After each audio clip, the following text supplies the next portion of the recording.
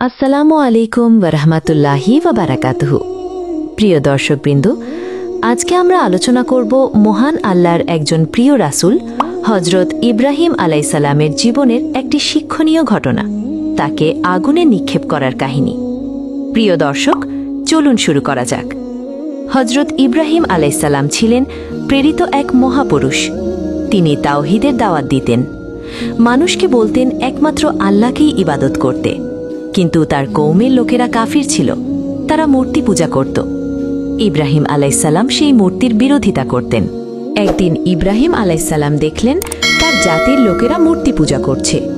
তিনি তাদেরকে বললেন, তোমরা কেন এসব পাথর ও কাঠের মূর্তির সামনে সিজদা করছো?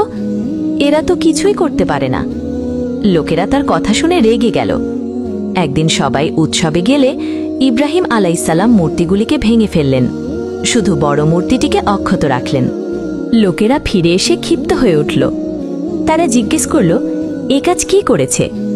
ইব্রাহিম আলাইহিস সালাম বললেন, এই বড় মূর্তিটিই তো করেছে, তোমরা তাকে জিজ্ঞেস করো। তারা বলল, মূর্তি তো কথা বলতে পারে না। ইব্রাহিম আলাইহিস সালাম তখন বললেন, যারা নিজেরা কথা বলতে পারে না, চলাফেরা করতে পারে না, উপকার বা অপকার কিছুই করতে পারে না, তোমরা তাদেরকেই উপাসনা করছো? অথচ আল্লাহই আছেন, যিনি সবকিছু করতে সক্ষম। এই সত্য কথা শুনে তারা আরও ক্রুদ্ধ হল। সিদ্ধান্ত নিল ইব্রাহিম আলাইহিস সালামকে আগুনে পুড়িয়ে মারবে। তারা বিশাল একটি আগুন প্রজ্বলিত করল, এত বড় আগুন যে পাখি উড়ে গেলে পুড়ে যেত। তারপর ইব্রাহিম আলাইহিস সালামকে সেই আগুনে নিক্ষেপ করল। কিন্তু আল্লাহর হুকুম হল, হে আগুন, তুমি ইব্রাহিমের উপর শীতল ও শান্তি হয়ে যাও।